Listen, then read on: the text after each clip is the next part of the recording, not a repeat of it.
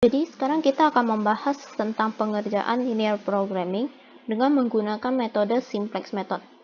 Jadi untuk ngerjain linear programming ini ada banyak cara yang bisa digunakan. Yang pertama itu cara grafik. Ini caranya sama kayak yang pernah dipelajarin waktu SMA yang ada arsir-arsir dan harusnya dosennya ada ngajarin juga cara manual. Lalu yang pakai solver yang tadi udah dibahas di video sebelumnya. Lalu selanjutnya itu pakai cara simplex method ini. Nah, simplex method umumnya digunakan kalau variabel yang masuk dalam perhitungannya itu ada banyak.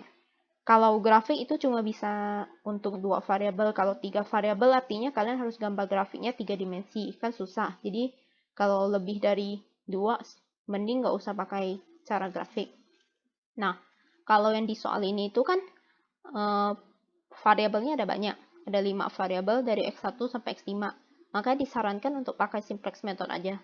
Simplex method juga lebih detail, jadi kita bisa tahu nilai slacknya tanpa menggunakan solver. Nah, di sini soalnya itu udah straightforward, jadinya tidak berbentuk soal cerita, kita udah bisa langsung mulai aja. Untuk ngerjain simplex method, tanda yang ini itu semuanya harus berubah dulu jadi sama dengan. Jadi kita harus ubah ke bentuk yang standar. Ada si standard primal formulation ini. Jadi cara ubahnya itu, kalau tandanya kurang dari sama dengan, mau kita ubah ke sama dengan, kita harus menambahkan variable slack. Si simbolnya S ini. Kalau misalnya tandanya lebih dari sama dengan, itu cara ubah ke standarnya, kita harus kurangin dengan variable slack, lalu ditambah dengan variable artificial. Cuma ini aku nggak bahas, karena sekarang kita kerjanya yang kurang dari sama dengan. Yang ini yang paling bawah ini cuma non-negativity, jadi kita cuekin aja. Sekarang kita coba bikin standard primal formulation-nya. Jadi untuk yang Z, kita pindah ruas semua. Semua yang ada di kanan pindahin ke kiri. Makanya jadi Z, min 4x1, min 5x2, min 6x3, min 5x4, min 6x5. Sama dengan 0.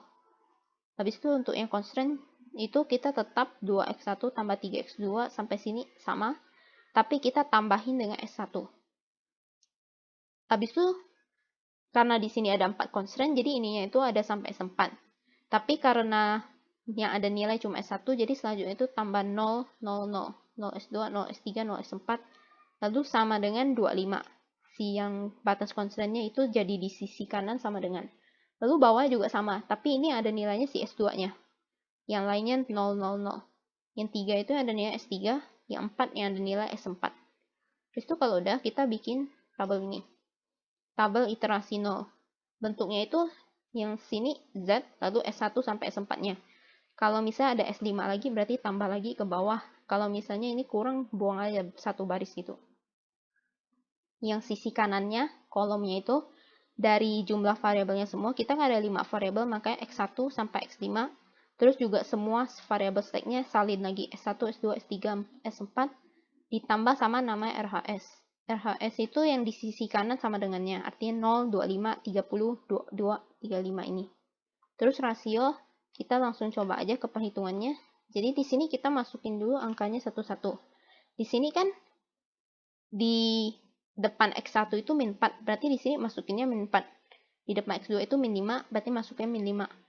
Lalu yang ke bawah juga sama. Ini hati-hati ya masukinnya, soalnya kayak yang ini kan 3X1, lalu X2-nya nggak ada. Berarti dia X2-nya itu masukinnya 0. Sedangkan ini langsung loncat ke S3 gitu. Jadi hati-hati masukinnya. Ini aku tadi udah masukin, jadi kita langsung aja. Untuk hitungnya, kita pilih dulu yang Z-nya itu paling minus. Di sini kan yang paling minus itu min 6. Dan ada 2. Karena dua-duanya sama, jadi terserah mau pakai yang mana. Cuma aku pakainya yang X3 aja. Jadi ini kita jadiin patokan. Kita merahin biar kelihatan. Berarti kolom yang ini, kita jadikan pivot kolom. Nah, untuk hitung rasionya itu, kita tinggal sama dengan RHS ini dibagi dengan si pivot kolom ini. Enter. Habis itu kita ke bawah tinggal ditarik. Nah, ini kan kita udah dapat nilai rasionya. Yang kita pilih itu sebagai pivot row, itu yang nilainya positif paling kecil.